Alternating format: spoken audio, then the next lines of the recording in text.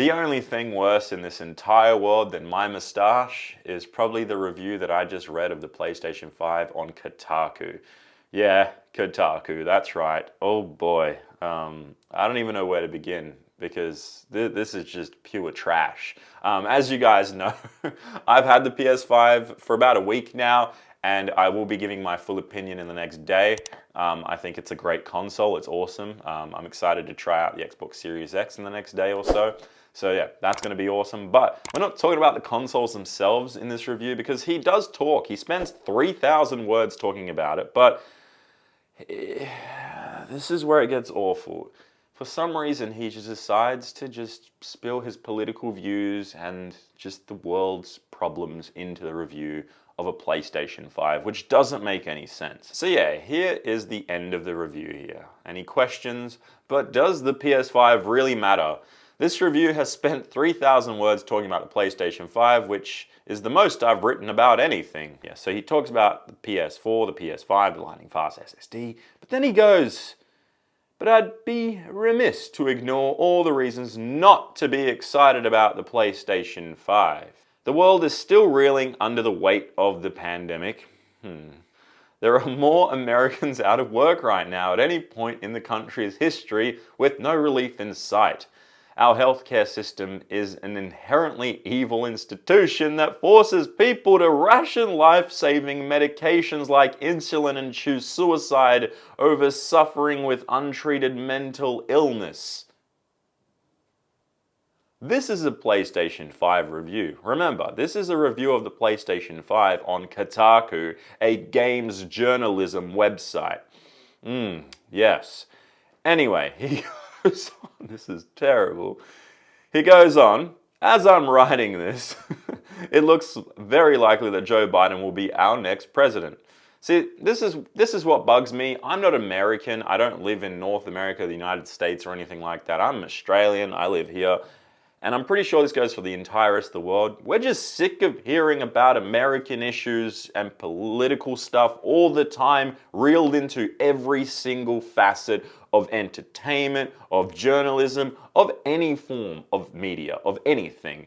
It seems that they just love reeling this in here. But nothing against Americans in general. I'm just talking about your journalists and whatever the heck's going on here. I don't like to call this guy a journalist. Anyway, he goes on and he states, but it's clear that the worst people aren't going away just because a new old white man is sitting behind the resolute desk. Well, at least not this old white man. Okay? Our government is fundamentally broken in a way that necessitates radical change rather than incremental electoralism. Why is this in a PlayStation 5 review? Why? Let's just continue. The harsh truth is that for the reasons listed above and more, a lot of people simply won't be able to buy a PlayStation 5. That's sad, it's true.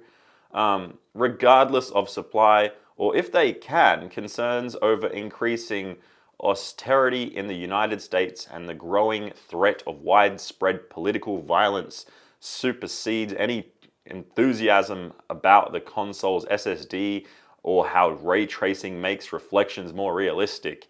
That's not to say that you can't be excited about those things. I certainly am, on some level. But I can't. This is a joke. I can't do this with a straight face. But there's an insufferable level of privilege attached to the ability to simply tune out the world as it burns around you.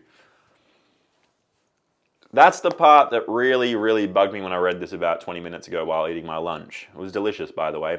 Oh, well, are people going to get mad at me because kids in Africa starve and I just had lunch? No. Anyway, that's what it feels like. The world, sure, it's not doing well right now.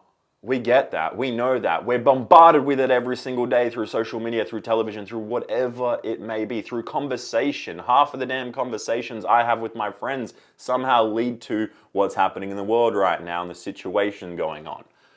And it's frustrating. We use video games as an escape.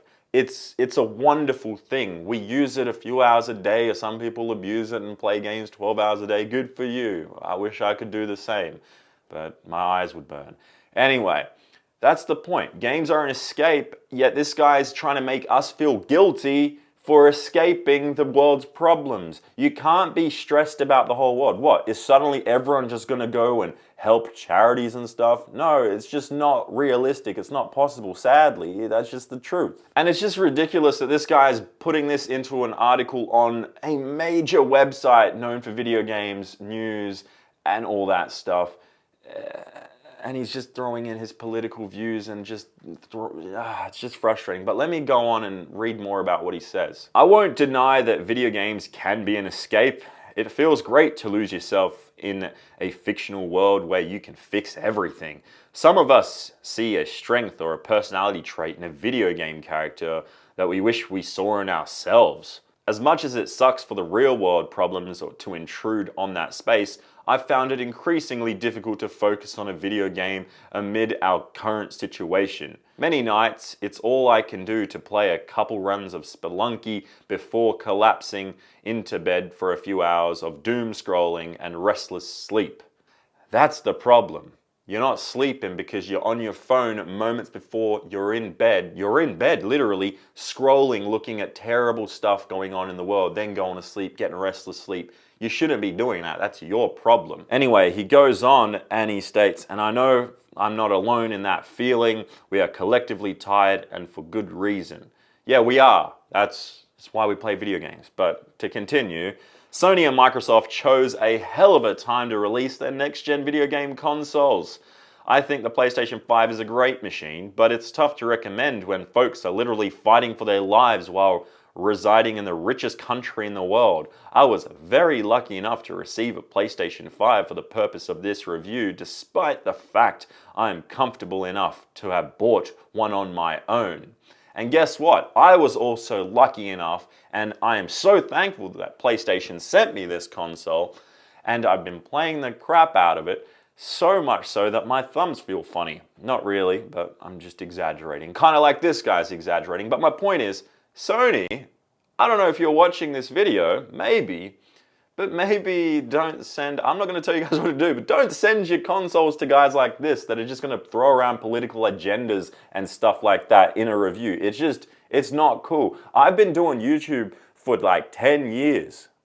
And have I ever once thrown my political agenda or talked about other things like that in my video game videos, my gaming news, whatever it may be? No, because it's a safe space for people to escape, to enjoy what they're looking forward to, which is games, gaming news, or whatever gaming content that I produce. That's the same thing that goes for Kotaku. Kotaku's known for being a huge gaming website, and people aren't going there to just find out more that they'll see on Twitter where people are arguing about politics and stuff. It's just plain ridiculous that this guy managed to score himself one. I hope that he has to give it back and go buy himself one, since he's so privileged and great that he can go and get one for himself. But yeah, there's one last point that he has here, and let's just read it anyway. He states, if you're in the same boat, of being able to buy one on your own, I encourage you to grab the console and see what it's all about for yourself.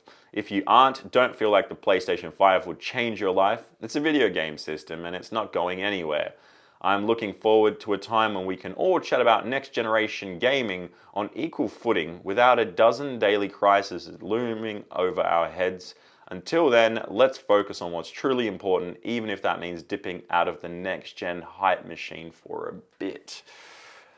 Boy, what a way to end a gaming review of a PlayStation 5. We've been waiting for this console for 7 years, and one of the biggest publishers out there, like one of the biggest news sites out there, decide to just have a review like this. It's pretty disgraceful, it's pretty disrespectful, and it's just plain stupid. He even questions why Microsoft, they chose a hell of a time to release the Xbox and PlayStation released the PS5. They didn't have a choice. They were planning this for years. They knew 2020 would be the release. They knew holiday. And then a pandemic happened. They can't decide that. It's just not in their power. Obviously, not everyone's going to be able to afford it. And the thing is, it's such a big issue in the world right now that there are limited numbers of consoles. But people would rather have more consoles because it will allow them to escape. And it is that. And by the way, a lot of the people that are buying these consoles are probably teenagers, kids, or parents buying it for kids. And there are a lot of older gamers too, but they probably don't care about politics. But you got to think about these children. Let them enjoy their childhood and play their games. Don't make them feel bad for enjoying video games. That's just so disrespectful. I could go on and rant, but I'm not going to. I'm going to end this video short because I don't want to spend 300,000 words going on and on about this. Just Kotaku, why does it even exist anymore? And games journalism, that's a straight up oxymoron. Go bloody blog about something. I'm not a host, I'm not a presenter, I'm a YouTuber. I don't go call myself a journalist YouTuber or something like that either.